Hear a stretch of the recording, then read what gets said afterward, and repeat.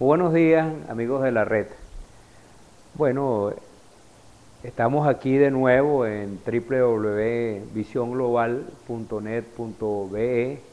Pueden seguirnos, por supuesto, a través de esta emisora, cuyo Twitter es @visionglobal1, 1 en número. También quiero darles mi Twitter personal, que es @trinomarquec.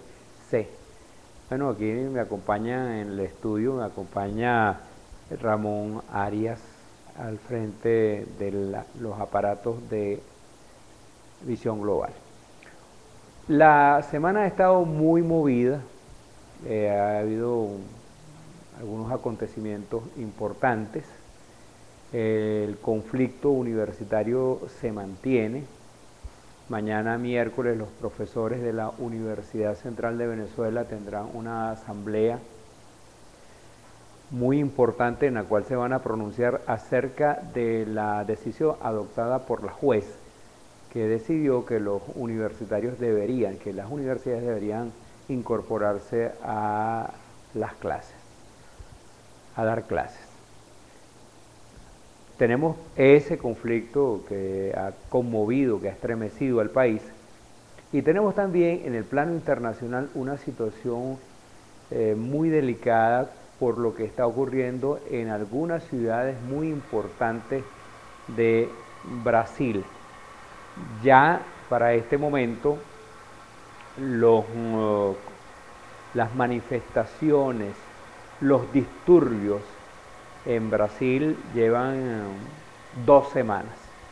Han ido increciendo, se han movilizado centenas de miles de personas y esos conflictos han colocado la situación de Brasil en un plano terrenal. Se ha roto, podríamos decir que se rompió el sueño de ese Brasil próspero, de crecimiento sostenido, con un predominio claro de la izquierda democrática. Y bueno, por primera vez en mucho tiempo, en muchísimo tiempo, el gobierno del centro izquierda en esta situación presidido por Dilma Rousseff se ha visto conmovido por esas manifestaciones que en algunos momentos ha alcanzado niveles muy altos de violencia. Bueno, yo quisiera concentrarme en estos dos temas porque me parecen muy importantes de comentar. Comencemos por la situación universitaria, a la cual ya le he dedicado algunos programas anteriormente. Se los he dedicado sencillamente porque es el conflicto más grave, más importante que vive el país. En este momento la situación, el porvenir de nuestras universidades está seriamente comprometido porque el gobierno ha desarrollado, ha desplegado una guerra contra las universidades autónomas, contra las universidades nacionales. Esta es una guerra que se declaró hace bastante tiempo, por allá en el año 2001, hace 13 años, cuando un grupo de forajidos decidió tomar por asalto las instalaciones del Consejo Universitario. El gobierno ha intentado varias vías para apoderarse de la Universidad Venezolana y particularmente de la Universidad Central de Venezuela, nuestra querida UCB. Yo diría que son tres las armas básicas que el gobierno ha desplegado y que demuestran el grado de odio que siente el régimen por la institución universitaria. La primera de esas armas, o el primero de esos instrumentos, para hacer un poco más tenue la expresión, fue la vía electoral. En distintos momentos, a lo largo del régimen bolivariano, ha habido 3 elecciones de autoridades rectorales en la UCB. Me voy a referir específicamente a la UCB, que es el caso que conozco mejor, aunque por las características del conflicto universitario, lo que voy a decir con relación a la Universidad Central puede extenderse a las otras universidades del país. A lo largo del régimen bolivariano ha habido 3 elecciones del equipo rectoral. Una fue en el año 2000, cuando el candidato del oficialismo fue el profesor Nelson Merente. En esa oportunidad ganó el rectorado el profesor Llaneto. Eso fue en el año 2000 y el rectorado, la gestión del rector Llaneto duró hasta el año 2004, cuando se produjeron las segundas elecciones del periodo bolivariano. En esa oportunidad también se presentó Nelson Merente como candidato a rector, fue derrotado, incluso fue derrotado en la primera vuelta. En la universidad hay 2 vueltas cuando el ganador no obtiene las 2/3 partes del quórum universitario. En esa ocasión salió rector el doctor Antonio París, cuya gestión duró desde el año 2004 hasta el año 2008. En el año 2008 hubo una tercera elección, en esa participó de nuevo el oficialismo, aunque no de manera directa, sino que apoyó a un candidato más bien vinculado con el chavismo, aunque no directamente identificado con el oficialismo. Y en esa oportunidad ganó la doctora Cecilia García Arocha, la que le correspondía llevar su gestión desde el año 2008 hasta el 2012. El año pasado, el año 2012, no hubo elecciones, no se celebraron elecciones porque hay un dictamen del Tribunal Supremo de Justicia que mandó a parar, a detener las elecciones universitarias hasta tanto se decida cuál va a ser la fórmula que va a aplicarse para esas consultas electorales. El oficialismo sostiene la peregrina, la absurda tesis de que cada miembro de la comunidad universitaria debe representar un voto, como si la universidad fuera un municipio o fuera una república. Entonces introdujo este proyecto ante el Congreso, esto ha sido discutido, los universitarios estamos en desacuerdo, incluso está en desacuerdo con esta concepción hasta sectores de la universidad que supuestamente se verían beneficiados con esta fórmula. Tanto obreros como empleados, los sectores más lúcidos de los empleados y de los obreros están en contra de esta fórmula porque esa es una manera de municipalizar la universidad. La universidad no es un municipio, no es un fragmento de la república en el sentido político de la expresión, sino que es un sector académico, es una fracción académica del país. Y como institución académica tiene que mantenerse. Es inconveniente que se desdibuje el rostro de la universidad para convertirse en una instancia de debate político partidista, que es a lo que conduciría esta visión según la cual cada miembro de la comunidad universitaria tendría que votar y que ese voto valdría igual.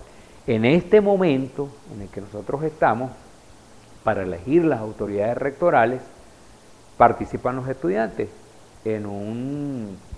con un 25% del quórum total que vota en las elecciones.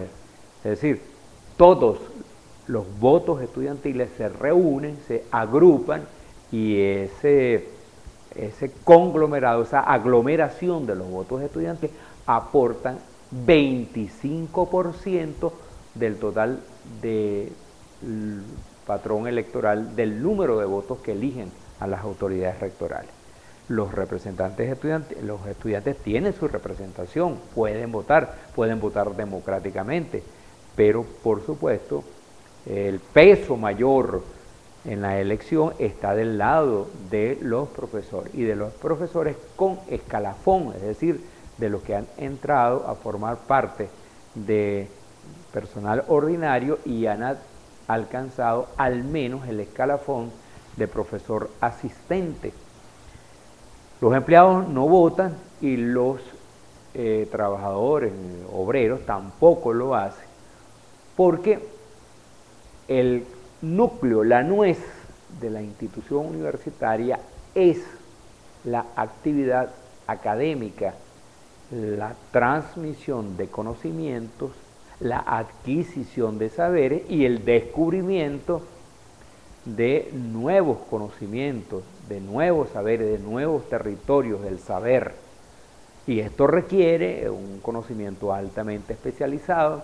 La institución universitaria está compuesta de sectores en los cuales unos, los que tienen más alto escalafón, evalúan los conocimientos y la consistencia teórica de quienes están en los primeros niveles del escalafón universitario. Esto ocurre en todas las universidades serias del mundo, aquellas que aportan más al conocimiento, a la innovación, a la calidad de vida del género humano. Bueno, estos señores que están en el gobierno pretenden modificar ese esquema para ir al esquema propuesto por Mao Zedong durante la Revolución Cultural China hace unos 45 años, esquema que acabó con las universidades chinas porque convirtió a estas instituciones, a estas casas de estudio, en unos centros para el debate político y el pensamiento único, el culto a la personalidad de Mao. Acabó con todo signo de innovación y de creatividad.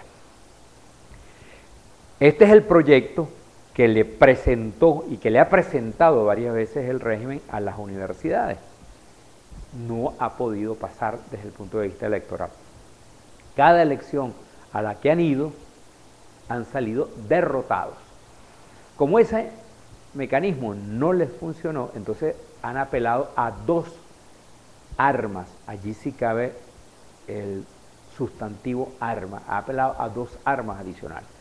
Una es el acoso por la vía de la violencia, de la existencia de grupos terroristas paramilitares que se ensañan contra la Universidad Venezolana y especialmente contra la Universidad Central de Venezuela. En ese grupo se encuentran unos muy conocidos, se llama el Movimiento 28 de Marzo, cuyas siglas son 28 en número -M.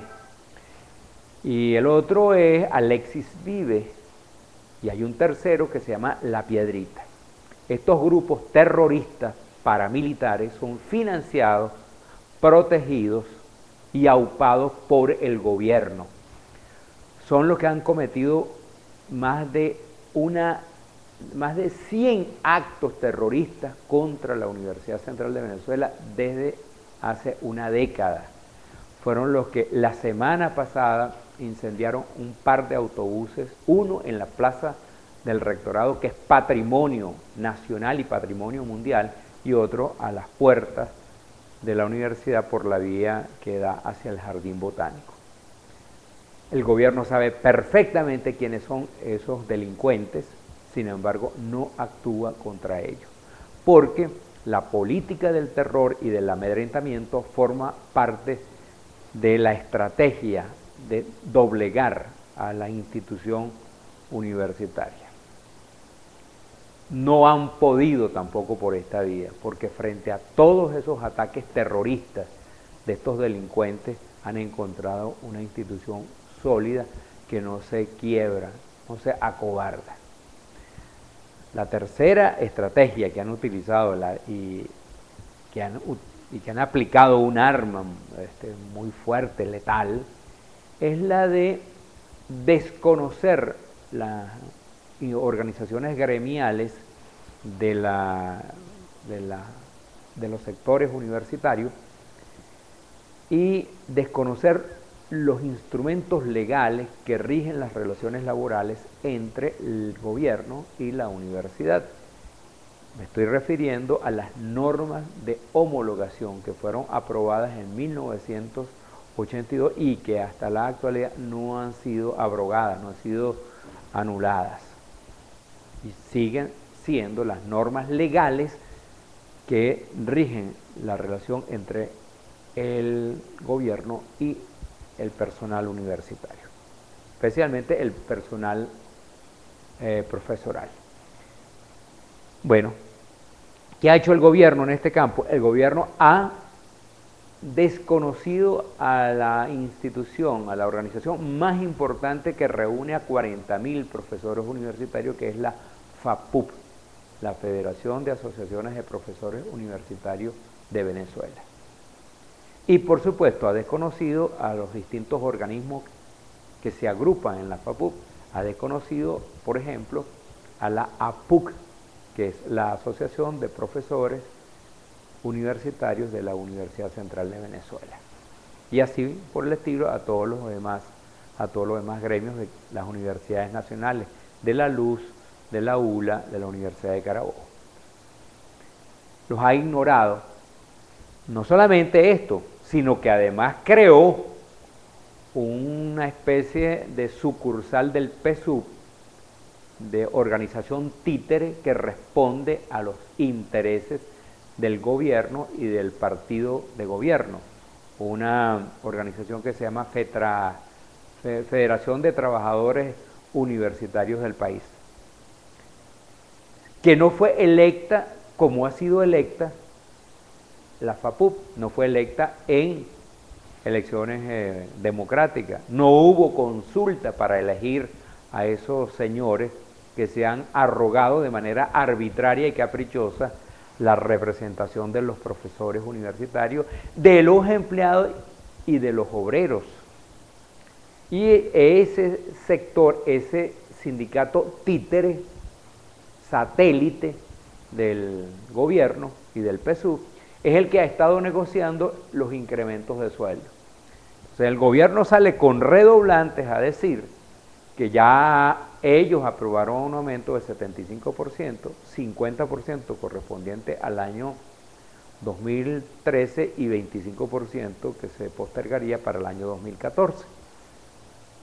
Este aumento se está realizando, se está acordando sin la participación del gremio, con lo cual ese sindicato títere, Federación de Trabajadores Universitarios, que además de paso acepta que los profesores universitarios no sean llamados profesores, sino sean llamados trabajadores de la educación, y que acoge el proyecto socialista para aplicarlo en la universidad, porque esa es parte de la negociación que está siguiendo ese sindicato oficialista. Bueno, ese sindicato ha llegado a unos acuerdos que comprometen seriamente dos cosas básicas para los universitarios. Compromete la representación gremial legítima y la autonomía universitaria, la autonomía de cátedra, la autonomía de pensamiento, la libertad de investigación, etcétera, porque subordina la actividad universitaria al proyecto socialista que tiene el gobierno. El otro elemento adicional que quería señalar es que se están desconociendo las normas de homologación, que son la base para discutir el contrato global de los profesores universitarios.